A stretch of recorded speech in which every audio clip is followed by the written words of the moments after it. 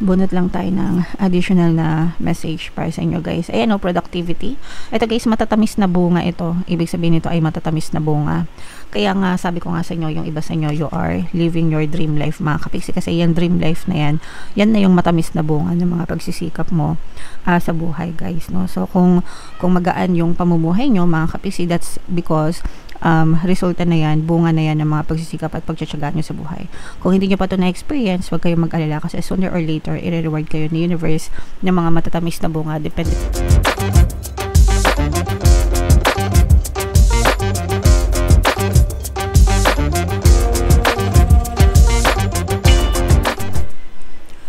Hello guys, hello Capricorn, welcome back to Pinoy Pixie Tarot. Money come to me mga kapiksi. Ang pamagat ng episode natin for tonight is money reading para ngayong December guys, para sa Capricorn, Sun, Moon, Rising sign and Venus. Unahin natin tong deck na to mga kapiksi. Ito yung money manifesting technique para sa inyo guys. Meron tayong positivity. Always do your best to direct your thoughts in positive and productive directions. Focus on life-affirming and joyful thoughts. Train yourself to avoid negative, pessimistic, self-defeating, and critical thoughts and emotions because this will block the flow of abundance. And ito naman yun guys, yung paulit-ulit na sinasabi ko sa inyo dito sa mga videos natin dito sa ating channel. Iwasan yung maging nega as much as you can. Palaging positive lang tayo para yun lang din yung napupush out sa ating physical reality. Yung pagiging pessimistic guys or yung pagiging negative, nagkukos yan lalo ng balakid, no? Ibig sabihin lalo lang nagkakaroon tayo ng balakid sa kasaganaan natin, sa kasiyahan natin, kaligayahan natin sa buhay. So imbes na mag-focus tayo sa negative, i-shift natin siya into positive. So yung pinaka best example nun, especially pagdating sa kaperahan guys, imbis na magreklamo kayo, magpasalamat kayo. Okay?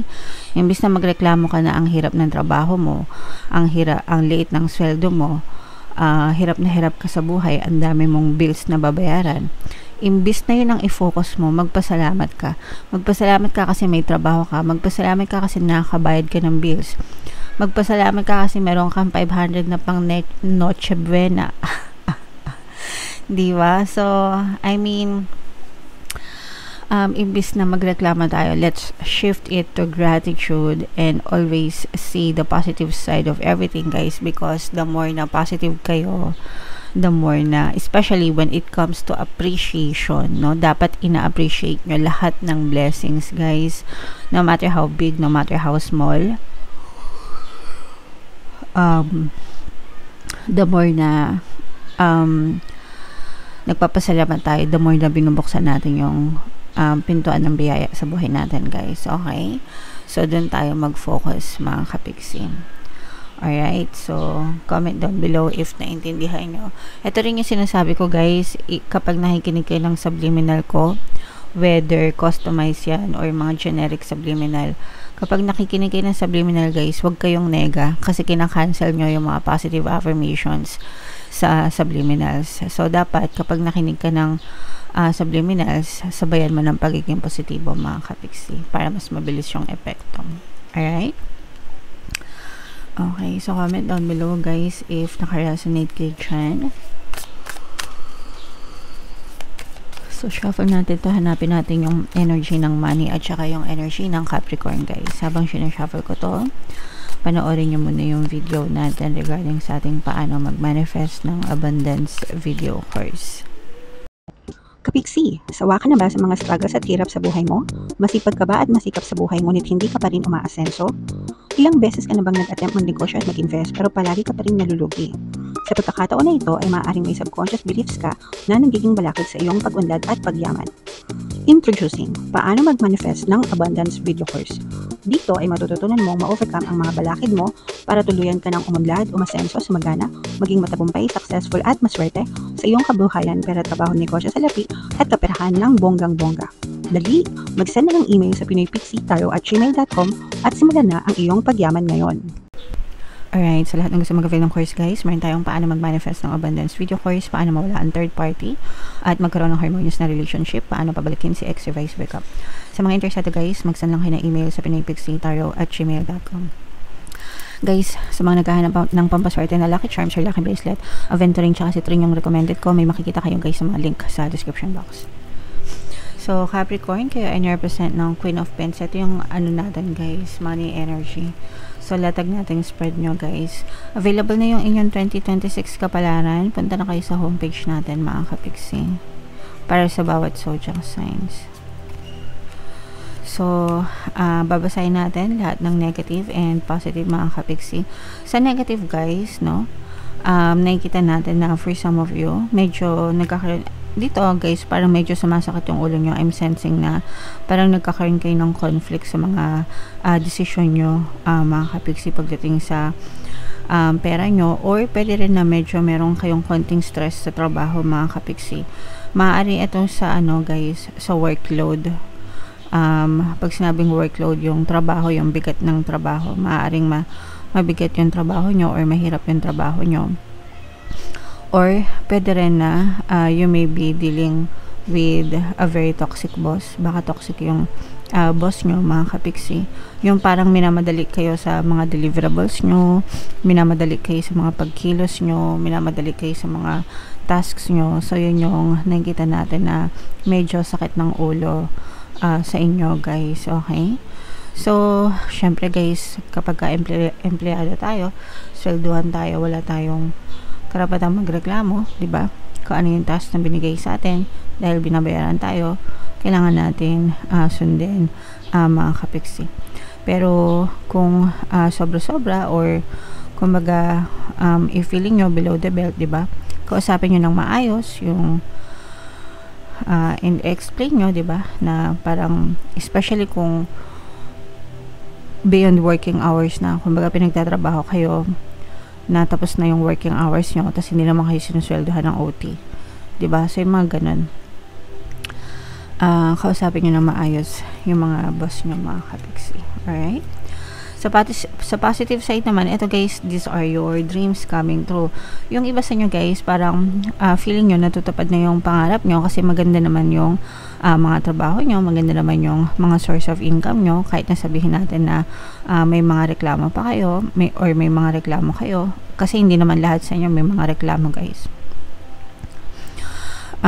Yung iba sa inyo talagang ito yung dream job mo, ito yung dream life mo mga kapiksi, and nararamdaman mo na the universe, sinagot na ni universe yung mga dasal mo pagdating sa kabuhayan mo. And parang yung iba sa inyo guys, parang feeling ko malaya kayo na nagagawa yung gusto nyo, especially kung hindi kayo umaasa sa employment lang. Kunwari hindi kayo empleyado, freelancers kayo, meron kayong karapatan na mamili ng mga kliyente, meron kayong karapatan na mamili ng project, yung mga ganun guys. Parang ina-enjoy nyo yung freedom nyo, and at the same time you are living your dream life mga kapiksi. So masaya yung iba sa inyo kasi parang you get to do what you want, and at the same time malaya kayo, and at the same time masaya kayo mga kapiksi.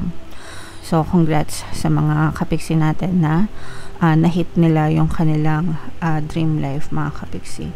May mga bagong opportunities pa sa inyo guys, especially sa business, no? For some of you guys, parang magkakaroon kayo ng mga collaboration sa mga may negosyo mga kapiksi. Parang nagkakaroon kayo ng mga collaboration, mga bagong opportunities for collaboration.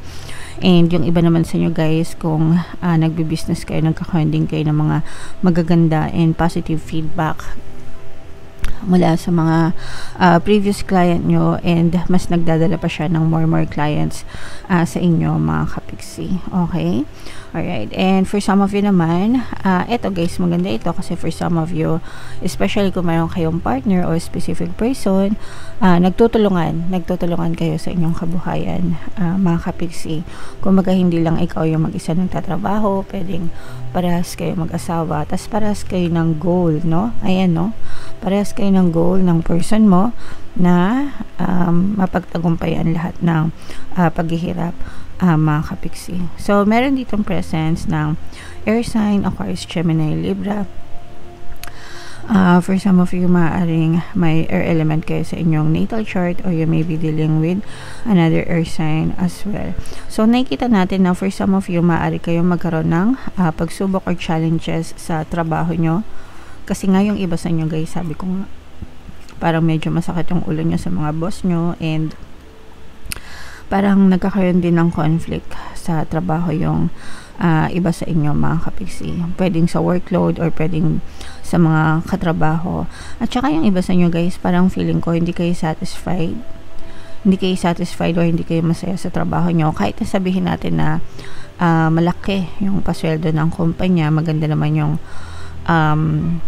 trabaho nyo, maganda yung kumpanya nyo. Pero minsan, meron talagang tao na dumadating sila sa point na parang nagsasawa na sila or naghahanap sila ng ibang challenge or parang naghahanap sila ng ibang, alam yun, kasi nagiging routine. May mga ganun tao talaga guys.